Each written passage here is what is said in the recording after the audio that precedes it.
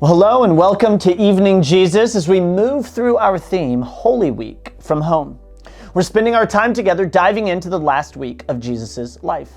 And on Holy Tuesday, Jesus is sitting on the Mount of Olives, which is the mountain just east of Jerusalem, and it gives the spectacular views of the city, and especially the Temple Mount, which today is the home of the Al-Aqsa Mosque, or the Dome of the Rock.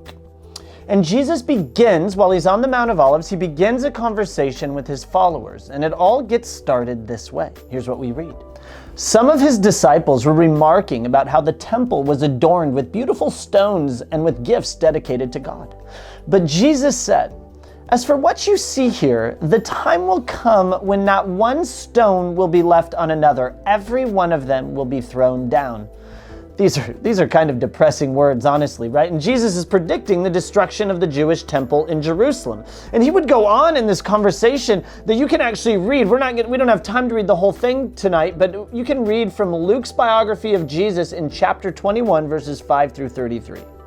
Right? And if you do go back and read, you'll discover that these are dark words from Jesus. He goes on to highlight that before the temple is to be destroyed, there will be wars and famine and sickness. And he highlights how it's going to be especially bad for pregnant women, right? I mean, Jesus does not paint a pretty picture. Now, here's the thing. There are some who would use this passage to tell you it is describing the end of the world, that Jesus' words are some sort of forecast for our future. But let me just say, that is simply ridiculous. Jesus is not talking about the end of the world. He is talking about the end of an age, the temple age, to be specific. And one look at history and we discover what Jesus is talking about, right? He would be talking about the world-shaping events that would happen in the 60s and 70s CE, about 40 years after Jesus. And we discover that there were famines and plagues and earthquakes and the persecution of the early church and the rise of false messiahs and the Jewish war that began in the year 66. And finally, the Roman siege of Jerusalem led by General Titus that would begin in February of the year 70 and ended with the destruction of the temple on August 10th.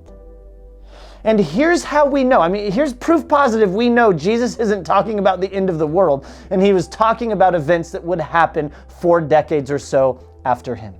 Here's how Jesus wraps up the passage.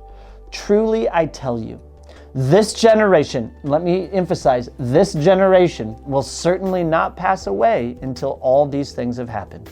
In other words, people who were alive when Jesus was teaching in Jerusalem would live to see all of these predictions about the end of the temple age come to pass. And that's exactly what happened. I have heard some people trying to use passages like this to convince us that COVID-19 is a sign that the end of the world is near, or that it's a sign of God's wrath and judgment on sin. Give me a break with that stuff. This is not the time to be looking for signs of the end of the world. This is a time to renew our partnership, our relationship with Jesus, and do everything we can to answer the question, what does love require of me? Right now, in the midst of this crisis, what does love require of me? How can I be light? How can I live in such a way that shows people Easter mattered 2,000 years ago and it still matters today? Thanks for tuning in. We'll see you tomorrow night for Evening Jesus as we continue to unpack Holy Week from home.